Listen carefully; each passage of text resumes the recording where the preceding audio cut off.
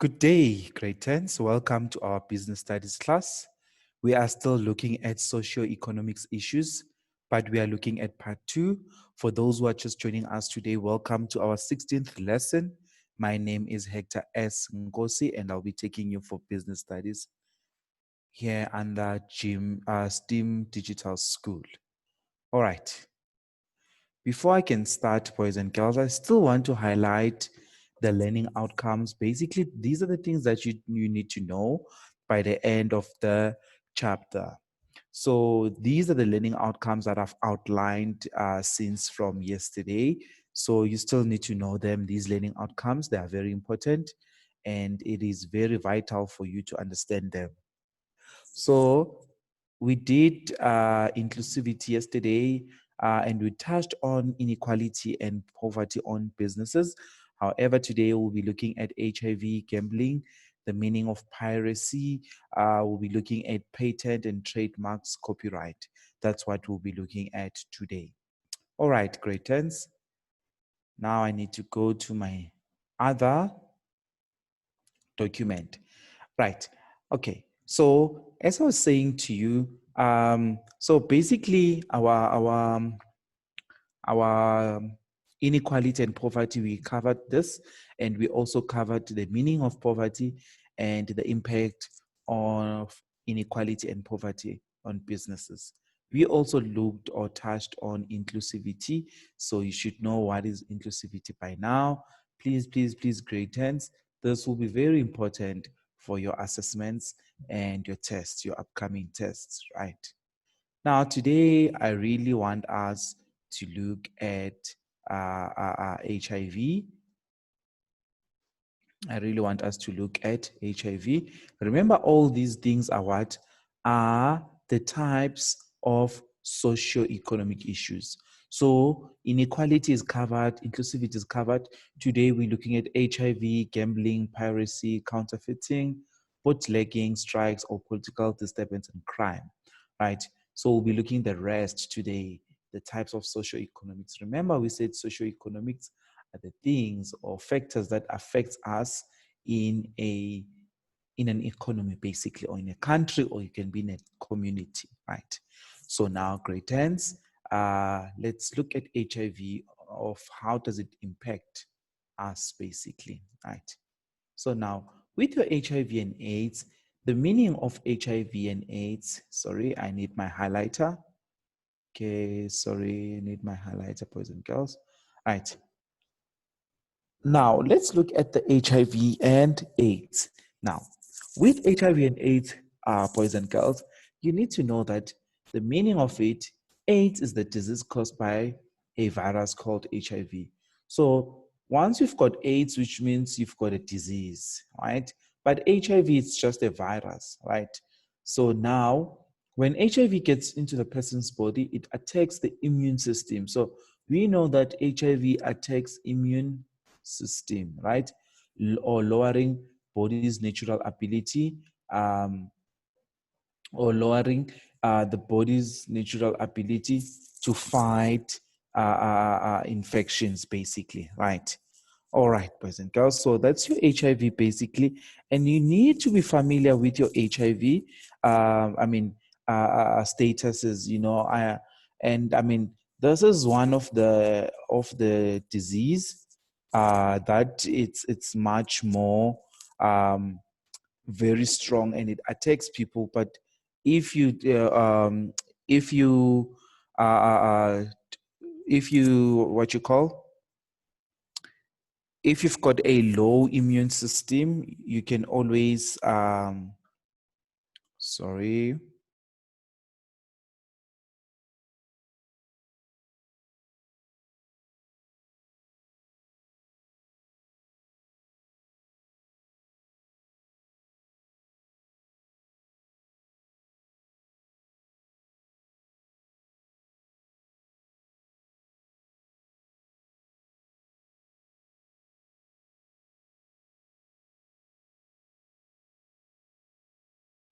Sorry about that. It was just a technical issue problem. Really sorry. Okay. Now, we still looking at what you call we're still looking at your um, HIV and AIDS. Then now, boys and girls, I want us to look at the negative impact of HIV and AIDS on business. So, how does the HIV and AIDS will affect us as a business, right? Remember, HIV and AIDS is one of your socio-economic issues, isn't it? It's one of your socio-economic issues. I'm still looking for my highlighter. Okay, I got it. Right. Now, let's see how this disease or virus will affect the businesses. So the loss of skilled staff due to HIV related illness. So we can end up losing your skilled staff, right? Your profits will be lower as production decreases, right? So your profits will be lower because now your production will decrease due to what? Due to the loss of skilled staff. The high absenteeism from illness resulting to a decrease in productivity. That's also important. Also, the conflict can arise among the staff if they discover that the worker is HIV positive, right? Business find it difficult to keep up production levels as to meet deadlines because of poor staff morale. Very, very important, guys. Also, the business can face increased costs of finding or recruiting, training, replacements, right? So we might face the increased costs of finding or recruiting or training replacements. Also, the pool of available skilled workers is getting smaller due to higher rate of HIV infection. Do you agree with me, guys, that um, the more people are going to be infected, like it's HIV is the same as corona. Corona right now, it's also a socio-economic issue. You know, it's just that corona, it just came now this year into our country. But sometimes, I mean, going forward, corona, if they don't find cure, corona will be seen as a socio-economic issue. Why I'm saying that? Because if one person is affected by corona or someone tested positive for corona, the whole firm will have to close. You know, at least HIV, you don't, the firm doesn't have to close because majority of the time HIV you get it via sexual activities. You know, when you are involved in sexual activities, that's where you can get your HIV and AIDS, basically, right? Also, now, boys and girls, um, the cost of finding replacement employees and recruiting are high. You know, sometimes if you had the proper employees, but now they are no longer working because of their not well because of HIV. So it's going to be the cost of finding the replacement and recruiting. It's going to be high now because you need to match someone with another person, the person who used to do the job. So now, since he or she is infected, now you're going to have a problem, right? So business needs to invest money in programs to educate the workers regarding AIDS. So that's another negative impact, right? Because now businesses, they'll end up spending much more money for programs to educate all their employees regarding the AIDS, right? Also, decrease in numbers of customers cause a drop in the demand of goods and services, right? Very, very important. We know that if the number of customers of buyers are, are dropping, right? Which means now the demand for our goods, meaning our goods, the stuff that we sell or our services, the stuff that we render, it's going to drop also. Now, the costs such as insurance, retirement funds, health, safety are higher as a result of HIV for the business. So now we know that all these costs, such as your insurance, will be higher because of HIV. Retrenchment funds will be higher because of HIV. Also, your health and safety, right? Businesses face increased costs of paying benefits like housing subsidies, medical care, funeral care, and pension fund, right? Now, boys and girls, also we need to look at your staff morale might be low as they are concerned about their health, thus lowering productivity, basically, right? Very, very important, boys and girls. All right. Let's look at gambling and see how will gambling affect us as a socio-economic issue. Now, if we look at gambling, boys and girls, we know that gambling means that a bet on something of which the outcome is not sure, right? So the outcome of, so this is a bet on something of which the outcome is not sure. That's what we mean by gambling. So we don't know. Basically, gambling is a risk. You're taking a risk because you don't know what you're putting in. It will be compensated or not, or what you're putting in, it is going to give you greater returns or not. You're just risking. It's like a do or die concept, right? It can take on form of playing games in the hope that some money could be won. So gambling is like playing games, hoping that some money will be won. Although gambling is legal, it gives false hope. Even though it's legal, meaning that it has been approved by our government and stuff like that. Ministers, they know about gambling. Uh, uh, uh, um, Everyone uh, can gamble as long as you're above 18. I think that's the rules and regulations of South Africa. But it gives false hope. Also, guys, gambling, another thing, it's an addiction. Once you do it, you want to do it now and then. And it will end up being in your blood, and it will end up being something that you do almost every day. And sometimes it will be difficult for you to drop it because now you're used to it, and it's just going to be difficult for you to drop it. Types of gambling, we've got pyramid schemes. I'm not sure whether you read news, but your pyramid schemes are there where they say bring 3 people, put them under person A, you'll get so much.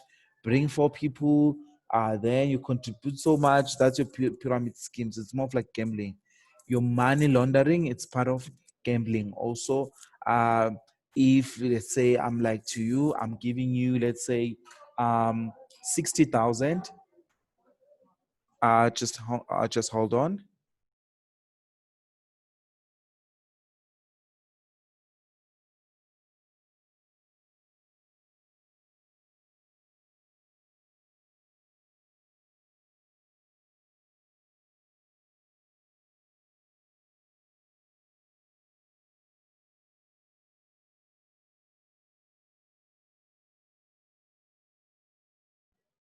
Right. Sorry about that. Another technical issue. So, yeah. So, your money laundering, guys, it's when I give you, let's say, 50 rands. I say, month end, you must bring it as 80 rands, because I'm developing money and I'm not sure whether I'll get back that 50 rands from you or not. So, it's part of gambling, also the money laundering. You can only borrow the money from the bank because it's legal and stuff. But if a person borrows you money illegally, it will be seen as a gambling. And yeah, also your card games. Your card games, guys. There are people who play their card games just for fun. There are people who play their card games just with money and say, okay, whoever who's gonna win first is going to take this money. Where let's say it's 5 of us, each contributes with 100 rands. We do each round of card games. Then the person who's gonna win first takes all the money, right? That's what we're seeing as gambling. But if, let's say, you're playing your card games without any interference of money, let's say you're just playing card games with your cousins or your siblings or your parents, just for fun, nothing financially is being involved. Therefore, that will be seen as a game, enjoying yourselves during your leisure time. But now, as soon as you play your card games and the money is involved, that will be seen as gambling. Casino, I'm sure you've seen casinos. Here in South Africa, we've got lots and lots of casinos where people gamble. Basically, you've got different machines where you can do whatever.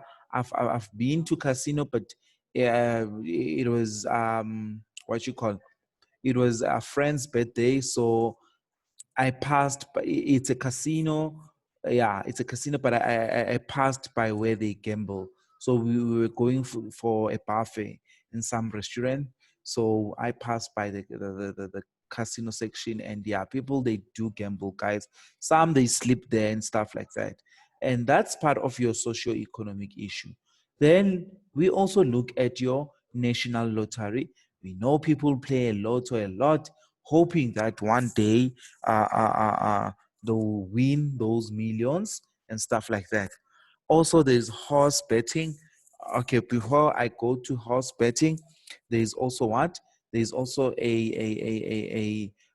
scratch cards. Scratch cards. It's more of your what you call um it's more of your where you will like where they'll be like to you the scratch card. It's like this. Then if you want to scratch, you can win so much and stuff like that, right? There's also a slot machines. I'm not sure whether you've seen your slot machines. Also, those will be seen as types of gambling. There's also your horse betting basically. Also, it's also there basically. So it's also seen part of gambling, because how does your horse betting works? You sort of say, okay, which horse do you like? Let's say you like horse number 302. So if you like horse number 302, you're going to bet that, okay, the horse number 302, it runs faster. So if it comes out as number one, which means you'll get some money. Does it make sense? Then now, sometimes the horse that you thought it's going to win, it might come out as number five. So those things, now you end up losing money, right? Because you're not sure whether that horse will really, really, really, really be number one. So also there's horse betting. There's also Fafi or Mochina thingy. So it's also another form of gambling. So basically, this one, guys, um, lots of the people, they do play Fafi or Muchina. Basically, with Fafi or Muchina, basically, boys and girls, is that what they do? Um, uh, uh, uh, um, they what you call, they put some numbers and be like, you know what, we think this number will be on the set. Then if Muchina did not give out that number, which means you have lost. But sometimes people, it's like a lotto, this one, but it's a mini lotto basically, right? Then you've got your unofficially lottery types of scheme. You've got your bingo halls, unlicensed casinos, internet gambling, as it's sometimes linked to organized crime, animal fighting, unlicensed operations offering gambling too. Gambling, it's a lot, and it's part of socio-economics. Right. Now, let's see the impacts of gambling, boys and girls. We know that employees may not work overtime at short notice, right? Also, the high rate of employees absenteeism, right? So this, your gambling, it will lead to a high rate of absenteeism, because now people want to go and gamble. Some they'll be sleeping at casino overnight, then they'll struggle to go to work the other day. So it impacts the business if one of your employees do gamble, right? All right, boys and girls, let me just drink my water just for 30 seconds. I'm a bit thirsty.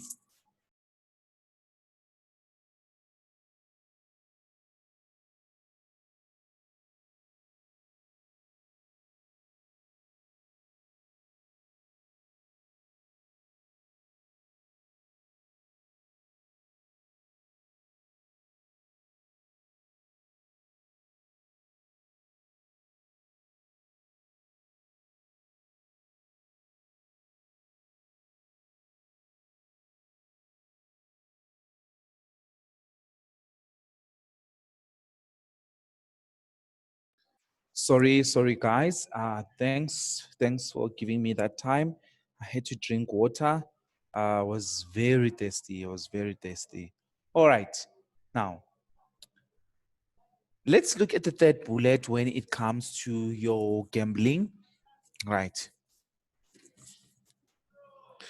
So your local business forced out of business. Your local businesses will be forced out of business. And also gambling hides criminal activities and can lead to workplace violence, right? We know that basically it hides. We know that gambling, it hides what? It hides criminal activities and that can lead to a workplace violence. Also, there is a compulsive gamblers cannot focus on work while preoccupied with gambling. So your gamblers cannot focus on work. Because I'm telling you guys, people who are gambling, they are forever stressed. They forever want a plan to get money so that they can go gamble. Gambling, guys, it's an addiction, and what you call it affects a lot of people. And when people are affected, automatically the business will be affected because the very same people that are working for certain businesses or for certain companies or for certain organizations. So if in those organizations one of their employees is a gambler, actually it's going to be a problem because if that person doesn't do well in his or her gambling, it will automatically affect her work staff or his work staff. Also, your compulsive gambling puts a strain on relationships in a workplace. Also, it puts a strain in the workplace, right? Also, your addicted employees could also still to get money for gambling. So we can see, very important, this is what I've just explained. If you've got an addictive game employee, could also steal some money for gambling. Because guys, as I'm saying to you, gambling, it becomes an addiction. You can do once, you want to do tomorrow, you want to do every day, right? There are people, guys, if you were to go to the casino, there are people who sits there for hours and hours, for nights and nights, not even going home, sits there, try to gamble, and now this has been a serious issue or crisis, basically, boys and girls, because some people lose their lives because of gambling. Some people end up losing themselves because now it's hard to go out when they get paid, when it's month end. They took all their money and they go to casinos and stuff. Please, guys, be aware of gambling. It does, as much as it affects you on a business, but it does affect you as an individual, basically. Please be aware of it. And this is also a life skill to you, right? To know things that you know it's not supposed to do when you grow up, right? And gambling, guys, starts at a younger age, basically, um, where you would want to play cards with money with your cousins. That will be seen as gambling, basically, boys and girls, right? Also reduces the productivity as it encourages crimes and corruption. So it reduces the productivity as it encourages crime and corruption, basically, right? Also, when gamblers lose their money, they have less to spend on goods and services, which affects business negatively, right? So remember now, if the gamblers they lost all their money, obviously this will affect what? Will affect businesses negatively because now where are these people going to get enough money so that they can spend on goods and services? They can't. So automatically, if there's a short spending in goods and services, means that the businesses also will be businesses will also be struggling to get more money because now the gamblers, majority of them now they can't afford whatever they want to buy or to have. Now, decrease in savings leads to a decrease in future production. So if you decrease your savings, automatically your future production will decrease. Also, the less buying power as people may lose their money on pyramid schemes, casino, and gambling. So very important. So due to gambling, you're going to have a less money buying power, right? Very, very, very important. And most of the people, they don't take it serious, right? Now, let's just touch base on piracy, right? Let's just touch base on piracy. Um, Now, with your piracy, you need to understand basically of what is piracy, how does the piracy impacts the business, how can we avoid or mitigate piracy, the solution to piracy basically, um, right? Now, let's look first the meaning of piracy so that even tomorrow when you see piracy in your question paper, you would know what is piracy and how to handle it and how you can do it, right? Now, I'm just gonna touch base on piracy for today. I'm just gonna do the meaning. Then from tomorrow, I'll do the impact of piracy on the business and the solution to piracy. Right. Now, let's just do the meaning of piracy for today. We know that piracy refers to the illegal copy of original music, films, books, patent, trademarks without the rightful owner's permission. So it's what? It's your illegal copying of original, right?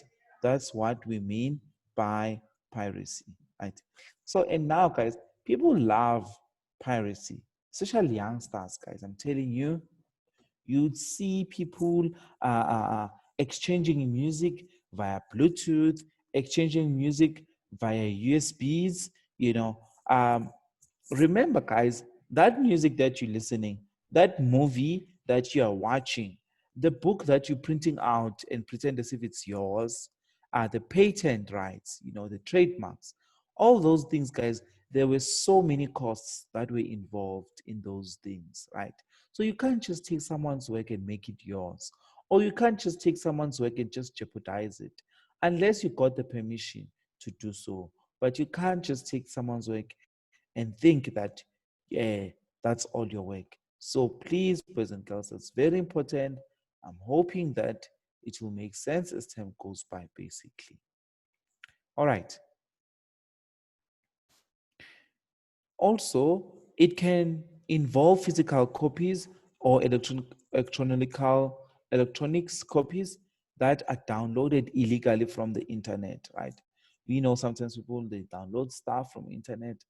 You can't just download stuff and pretend as if it's yours, guys. Please, you must do your own work, right? Now, pirated goods are unauthorized copies of copyrights material such as DVDs or CDs. So those are your pirated goods. They are not authorized, they are unauthorized copies, right? Thank you so much, boys and girls. That's for me for today. Thanks for tuning in. Tomorrow we'll finish off from piracy and we'll be looking also at other questions, basically, right? From my side, I say thank you so much, grade 10s. Please always study, guys. I know sometimes you feel like sleeping because it's lockdown. Some of you currently not going to school.